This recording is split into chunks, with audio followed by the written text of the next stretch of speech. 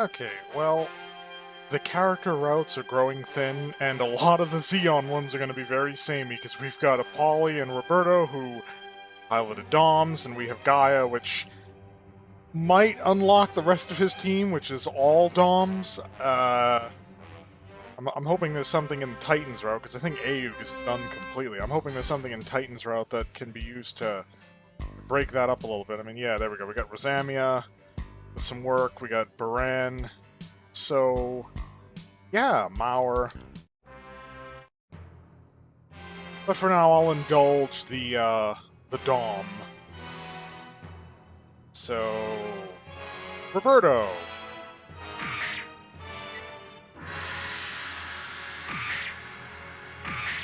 Oh, good. We get to start in Azaku too. Would it technically have been a bazooka, or... Well, I'm thinking bazooka.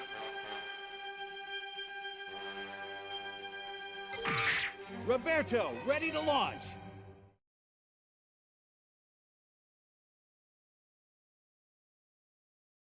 I mean, they tagged the Gundam with the Zaku machine gun, and the Gundarium armor just shook it off. Hell, even the Gundam's shield could handle the anti-capital ship rockets fired from these bazookas. Gundam was crazy armored.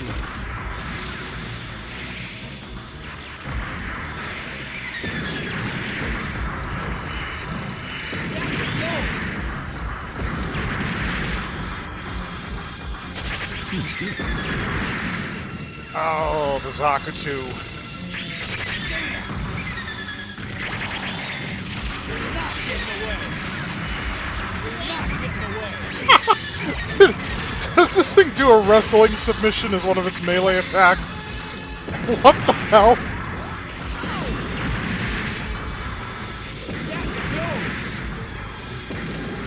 What are you doing?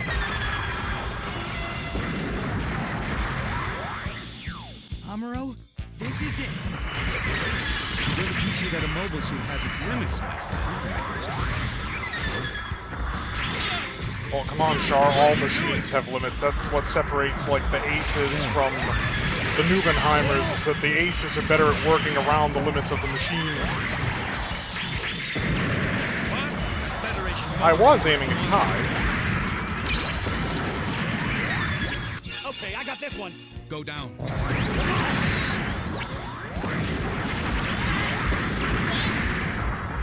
Oh, you're not escaping this battlefield.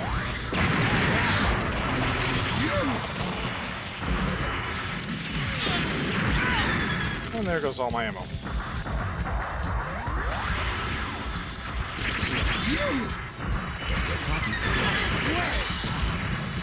Hang up on him. We can take him. What are you doing? I forgot, it's only in the Char version that I get the kick.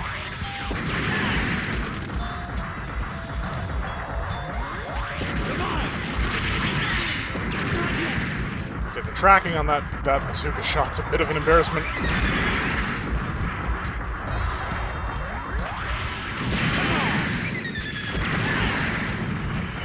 Oh, we might actually pop Armoro. I don't think it matters in this run, but that'll be a nice little treat. What are you doing?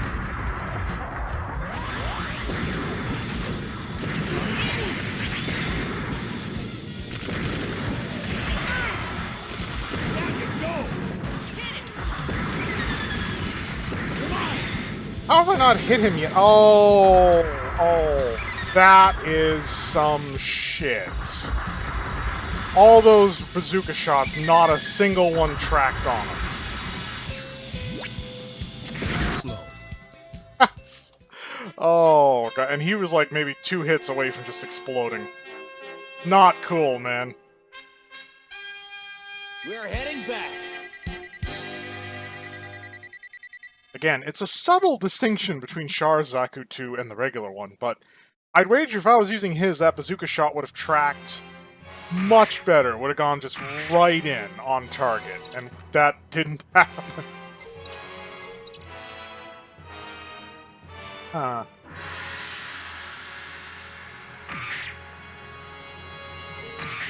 Right, here I go. Maybe I can destroy the white base this time. Probably not. All right, here we go. Don't hang back.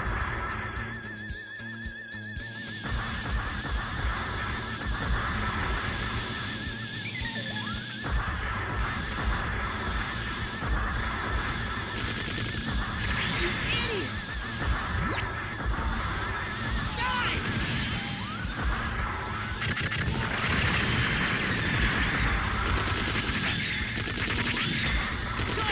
Actually, I think using those missiles guarantees you can't get 100% hit rate because since they fire in a burst like that, they sympathetically detonate, so some of your shots are blown up by other shots, and so it doesn't count. Like, it doesn't count as a hit, but you still fired the shot.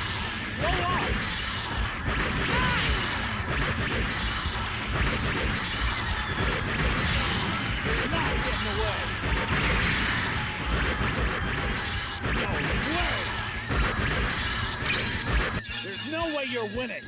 Roll off. Roll off.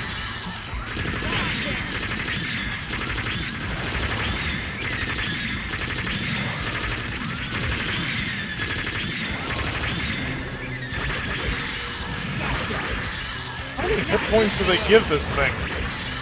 You're not getting away. I will chisel at it for the full 2 minutes, and I'd wager I'm probably gonna just get it below 50%. Like, that's it.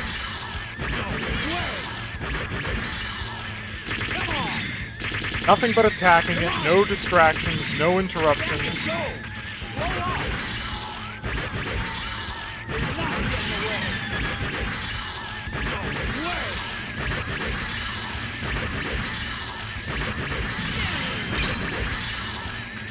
There's no way you're winning.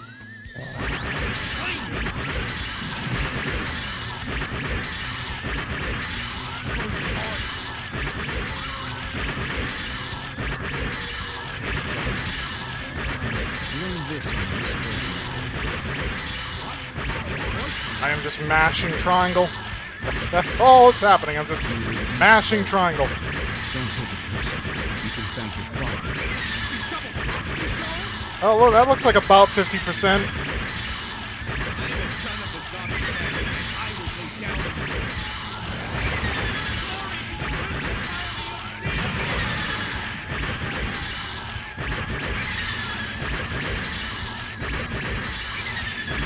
Yep, just below 50%. And in 2 minutes of nothing but just slapping that thing.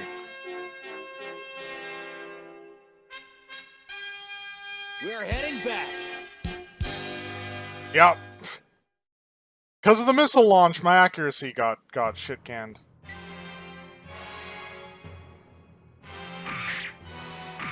Well, that would be the appropriate mobile suit choice.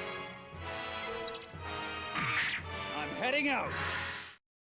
That was the only way Zeon could figure out to get into Jaburo, was him using an underwater assault. So all the mobile suits that got on the interior were amphibious. I don't know why I'm recounting that. I've been over this so many times.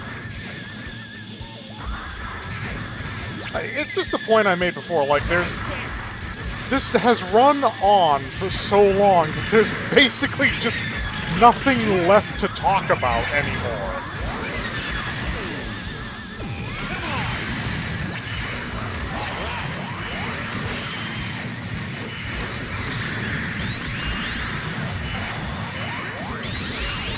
Oh my god.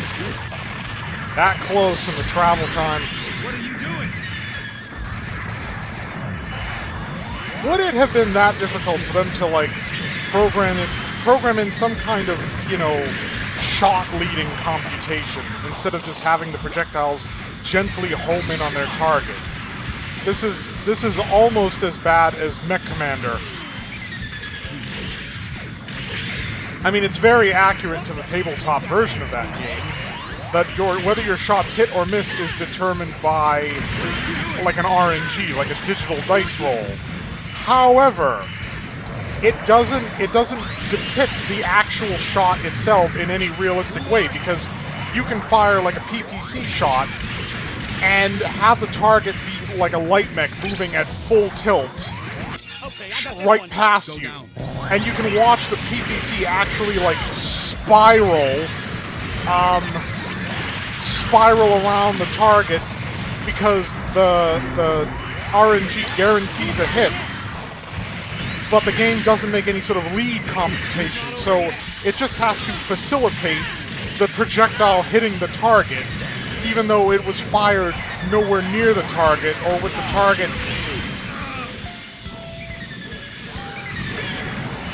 Oh my god, yeah, there is no tracking on these projectiles. It is such garbage. Oh, there's not even knockdown, and he's out. Oh no, we got one. What are you doing? Okay, I got this one. Go down.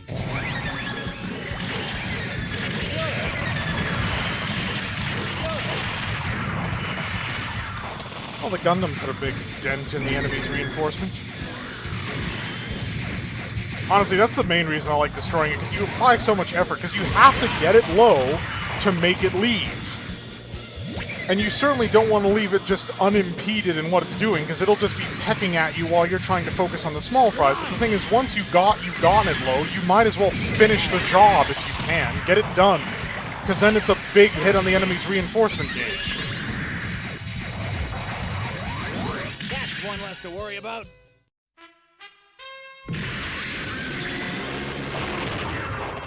Yeah, just give him a Mortal Kombat uppercut, it'll be fine.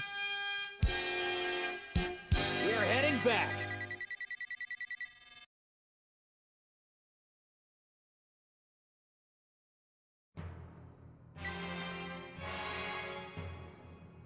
Well, wait. They only give me a Rick-Dom, which means that for the Texas colony... Okay, so I could technically use the Zagok in a colony with no water, but critically, you're in the space colony in a mobile suit that's not designed to be used in space. How did it get into the colony? You can't use the Rick-Dom, because it's space only. So, I guess we're using the Zaku too. Well, this gives me an excuse to bust out the Magella Top Cannon. Duel in Texas. I'm heading out. Cheeky. Also a bit cliche. There was a lot of the American, West. It wasn't all Texas. But it had a duel in Arizona. Here we go, Captain. Knock me up. Didn't even get that shot off.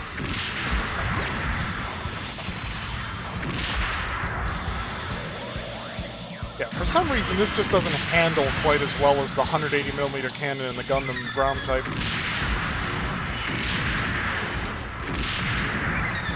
Like, it feels like it has more recoil.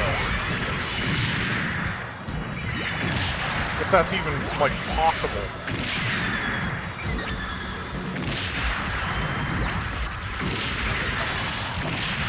Oh no, Makuve's dead. Oh! Ow!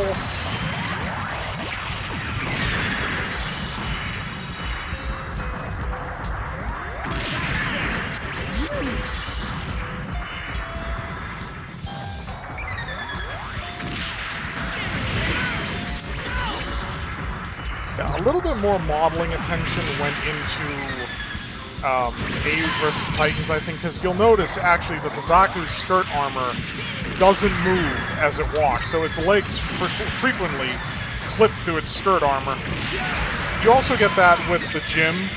Now, that includes the Gym from the Grips conflict, but aside from, like, the Hajime Katsuki version of the Gym, they really didn't actually give it skirt armor. They gave it just, like, a fixed waist, which had no mechanical flexibility.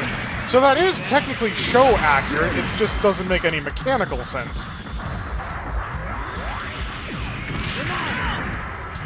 I mean, when you look at the original Gunpla, like the original models, they had no flexibility whatsoever. They could stand on a shelf and hold a weapon. That was it. The enemy? No action poses, no nothing. You just couldn't. And nowadays, they're molding parts together using, at least theoretically, different thermosets. Although, you could just as easily chalk it up to Japanese space magic. He's not leaving because he keeps interrupting his climb to fire his damn beam rifle. He's good.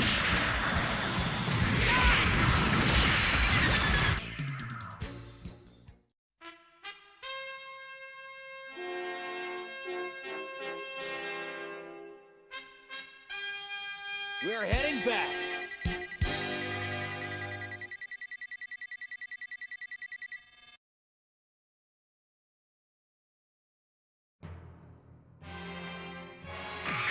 Okay, so Brick Dom job. Ah, we're gonna go Heading recover. out. Mission's always difficult.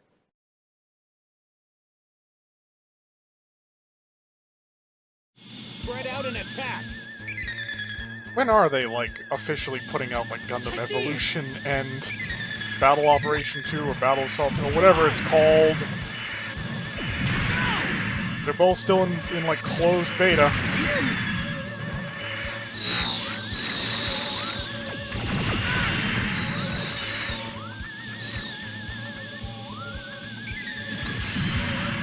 I don't know. If I was to provide, like, an off-topic, well, topic, like a non sequitur, I'd probably make the point that the current video game economic model is, it's questionable.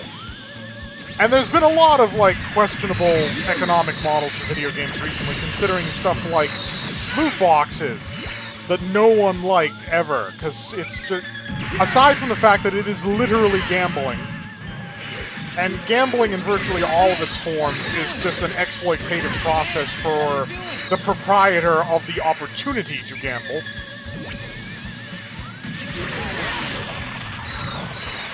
I mean, the argument of those who have gambling problems is just that, you know, well, somebody wins, people win, maybe it will be me. And it's like, okay, first of all, the percentage, the proportion of people that win as opposed to people that lose is incredible. Like, 100 losers to 1 winner, or 1,000 losers to 1 winner. Your odds are never better than that. And besides which, you need to understand that those victories were not accidental. In fact, they may even have been orchestrated. They are constructed that way, because if nobody ever won, then nobody would ever play, because it would be blatantly and clearly stupid to even try. So yes, the winners are just there to provide enticement. The excuse that, hey, you know, somebody won, maybe next time it will be me. It's like, no. I mean, yes, in an incredibly mathematically contrived and hypothetical sense, maybe. But going 1,000 to 1 odds is just, oh, it's a horrible, horrible idea. And that's me putting it gently. Honestly, my instinct is just to say that you have to be a fucking idiot.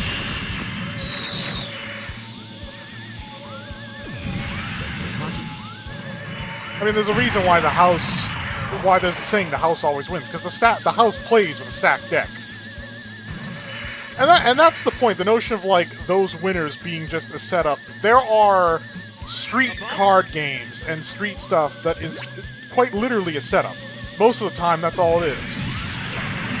And basically, there'll be a group of people watching over it, but what the freaking, like, what passers-by don't realize is that the people watching the game are in on the con. And the people playing the game, when, you know, passerbys, bystanders arrive and see the game in progress, they're also in on the con. Their victory, what they just won, and, ah, man, yeah, I just lost this money, I'm gonna have to close up this stand, you know, yada yada yada. Maybe it'll be your lucky day too. It's all a rig. It's all a setup. It's literally a magic trick. You know, you got the setup, you got the boob that's gonna fall into the trap, and it's over. Roberto, ready to launch. And fundamentally, loot boxes and games which include them were banned in a bunch of, like, European countries, specifically because gambling, Spread out and attack. like, if not physical gambling, then virtual gambling is illegal in those countries, and they determined in court that loot boxes are a form of gambling. Here we go, Captain. Because that's the thing, Roger. you can theoretically charge whatever you want. Doesn't mean people will buy it, but you can charge whatever you want for what you have in the store, as long as it's like a discrete purchase. You know, you spent X amount of money on this cosmetic, or X amount of money on that character. There's nothing wrong with that. But when you basically are, like, paying for the chance to win a character, and the quality of what you get isn't even guaranteed by what you pay, no, that's gambling. You're not paying for an item, you're paying to pull a handle on a slot machine. That's what you're doing.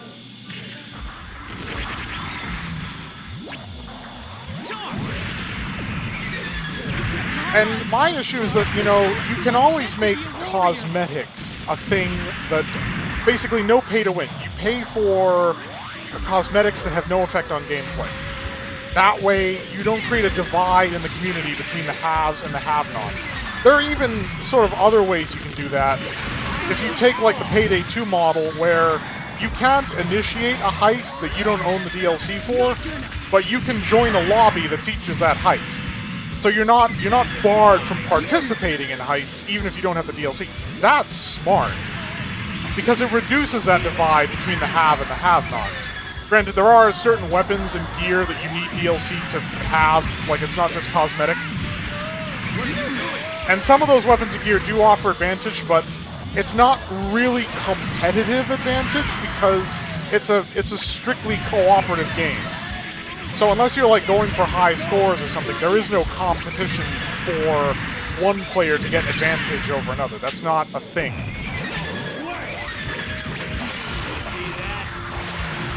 Because I was able to put together like a version of the Falcon, which is basically like the FAL, that is super concealed, but still has like ridiculous 30 caliber power.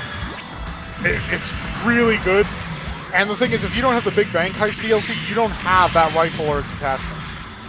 So yeah, there are advantages you can get in Payday 2, but again, it's not a competitive game. So it's not pay to win, it's just pay to have better shit. Pay not to grind is something that people are losing faith in, because the reality of the matter is often that if the game is pay not to grind, then the grind you can expect to be horrendous. Like, it is impractical for anybody who has anything vaguely resembling a life to be able to grind to something, and obviously there's a reason for that, to incentivize you to buy it, to pay for it. And that's also the reason why, like, purely cosmetic things that you buy in a game are also stuff that a lot of developers are like, oh, this isn't going to work, because people are wising up to the fact that, so what if I'm a default, or I look like a default, you know, I don't care, because I'd just rather not spend the money.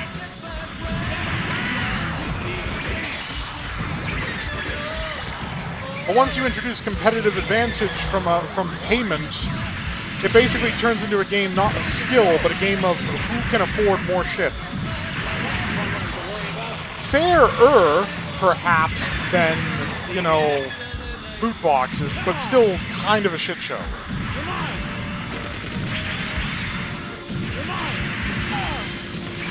And what I'm getting at is that a lot of the times the cosmetic stuff, the pay not to grind stuff, it's all pretexted on a lot of these newer games which are free to play.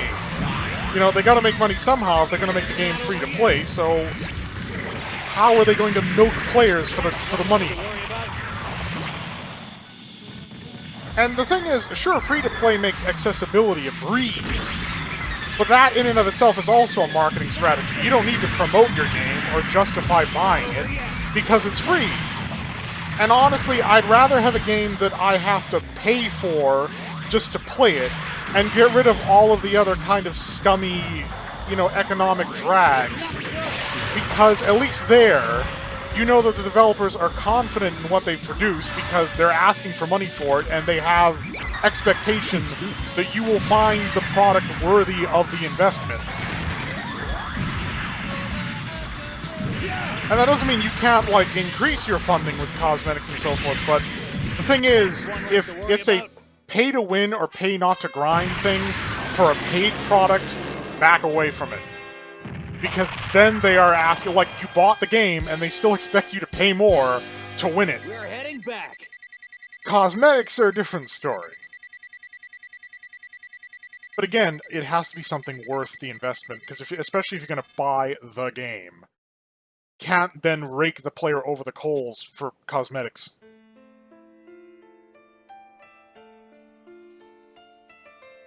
Now, I don't think Roberto or Opoly's route stretches into...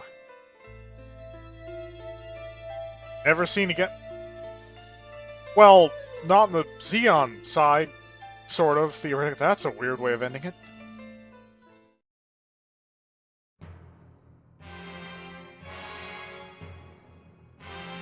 Oh, are they gonna have... Because that's not a white route. That's a blue route, which means that there's, like, an alternative thing. Maybe? I don't know.